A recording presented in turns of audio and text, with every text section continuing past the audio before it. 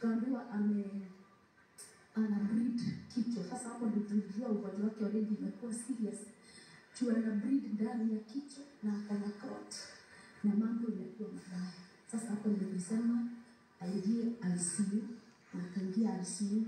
Tukaa hapo ndio kutoka hapo saa 3 ya usiku na hivi. Tukamkaisha, tukaambiwa tuwezi ingia ICU, tukakaa hapo nje, tukalia hapo nje. Siku nyingine tukakuja asubuhi, tukakuta bado batisi nzuri.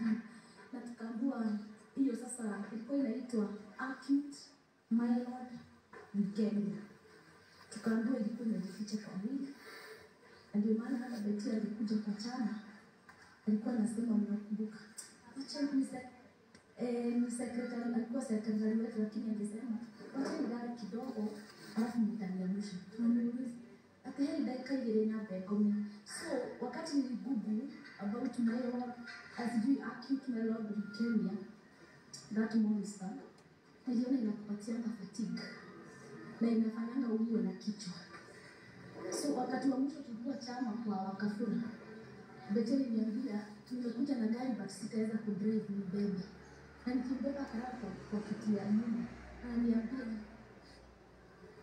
yes, kwa sababu already sasa hayuko vile alikuwa anafaa kukua. Kama tungemwambia andike akiwa secretary, anaandika tuwili analala. Kwa hivyo ni kusema hiyo ugonjwa wa Betty imejificha kwa mwili kama miaka 3. Kuna wakati sasa maybe wakati tunafikiria ni wakati wetu wa mama, wakati wa periods zinakuja zinapita ile wakati inafaa kupita. So ile kitu nimejifunza na hii kifo ya Betty, naweza ambia kila mama na wanaume tukubali kusikiliwa, tukubali kuangaliwa. Utemudo jamba hemu haikomu musu wa wili wa ilimo. Utemudo jamba hemu walimwana ni strong, wanaosolimu wenyero ikabarani. Mnajua zile vitani shida, hata wengine wetu tungepigwa hivyo tungekufa, lakini Betty alisimama na Betty alikuwa strong.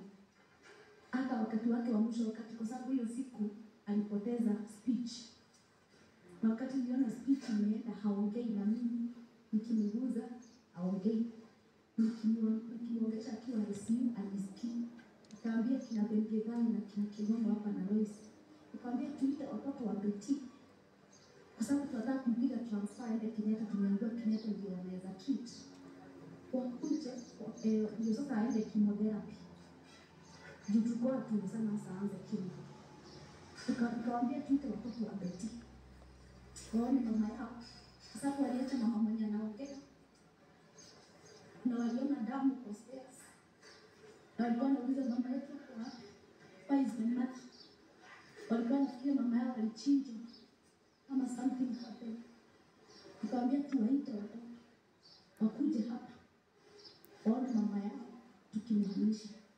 Tukagoja hapo mpaka 6. Nakumbuka wakati huo tuliacha bili, tulikuwa tumeacha bili ikiwa 600. But kungojea masaa mawili tupate kitanda kwa Kenyatta, bili ikapanda to 800. Na tuko na pesa. Kibomo alikuwa anapigia mpaka watu wajui Betty, marafiki wake wenye wanajua kuweka mambo wakiwa wamenyamazia. Na ni vizuri kama uko na rafiki ama kama wewe ni rafiki ya mtu, please usitengeneze content na mama ya mtu ama na rafiki yako. Pesa ya YouTube inaisha, pesa ya Facebook itaisha, lakini ile heshima utaheshimisha mama ya mtu, kwa sababu hiyo mama ya mtu itadumu. Wakati huo tulichanga 300,000, tukapigia mpaka Moses pia akiwa Dubai, nikamwambia tusaidie. Nikapigia sister ya Betty ako US, alitusupport sana, akatuma 50,000. Sisi tukaongezea pesa yetu tulikuwa tumetoa, na kwa sababu tulikuwa tumeambia madaktari tutaki akae hapo. Nakumbuka Jengo alikuwa anaenda hapo anagonga meza, tutaki akae hapo for 1 month.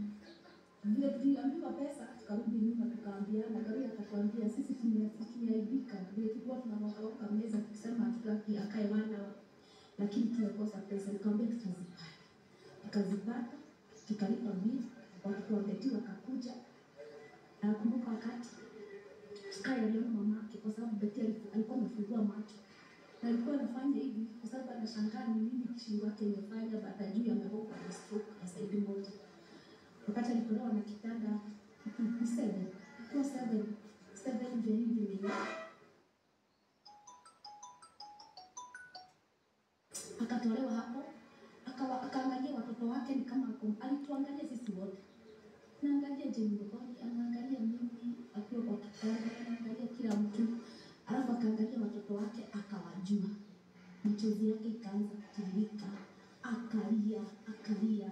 Sky akasema anataka aingie hiyo ambulance na yeye amwambie kitu. Sky akamwambia, mama, I know you are fight. You are going to fight this cancer. Utatoka hapa mama.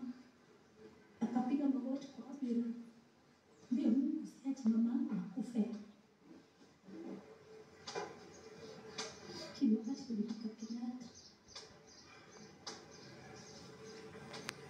Tulikaa tu siku mbili. Na angetritiwa. Already kansa ilikuwa imemkula. Akiwekwa damu inakunywa. It was too late. But vile naweza waambia kama anafikia viti. Hatujamuzi. Na ile kitu tunaweza fanya ni kusimama na watoto wake. Kama vile James tunaweza simama na watoto wangu nikiwa mkono.